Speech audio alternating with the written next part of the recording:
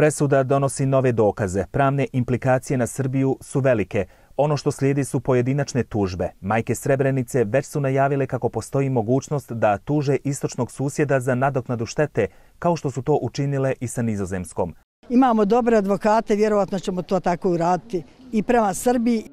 Stručnjaci kažu da žrtve imaju pravo na reparaciju. Pitanje je samo da li su lokalne pravosudne institucije na to spremne. Žrtve pojedinci mogu pred domaćim sudovima Republike Srbije pokrenuti građanske postupke i tražiti obeštećenja, odnosno naknadu štete.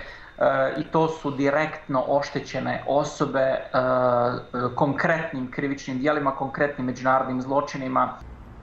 Priliku ima i država Bosna i Hercegovina jer je Srbija prekršila međunarodno pravo, ali hoće li je ovaj put znati iskoristiti?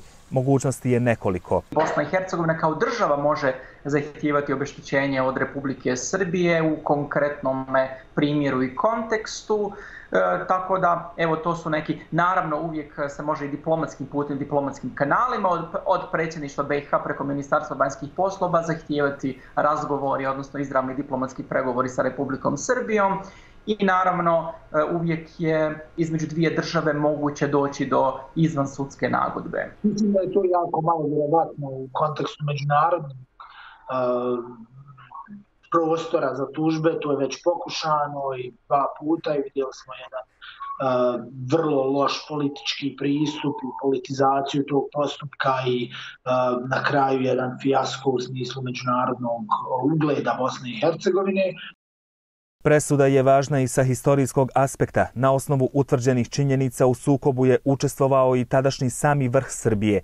Dokazano je da su formacije koje su djelovale na tlu Bosne i Hercegovine bile legalne, a ne paravojne.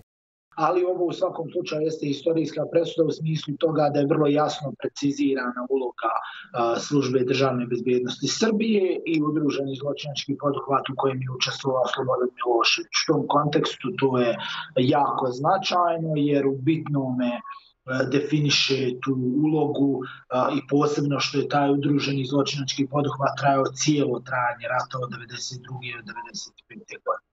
Takav nalaz, takav zaključak prije nismo imali na Haškom sudu i u tom smislu to zaista mijenja pravi narativ o tome što se dešavalo u ratu u bivšoj Jugoslaviji. Hoće li Bosna i Hercegovina uraditi išta, tek će se znati u narednom periodu. Problemi su brojni, prije svega jer je dogovor o bilo čemu teško postići, a ova oblast je itekako osjetljiva. Suđenje Jovici Stanišiću i Franku Simatoviću trajalo je gotovo 20 godina. Ubrzo bi mogli i na slobodu, jer je praksa suda da osuđenici nakon 2/3 odslužene kazne budu pušteni.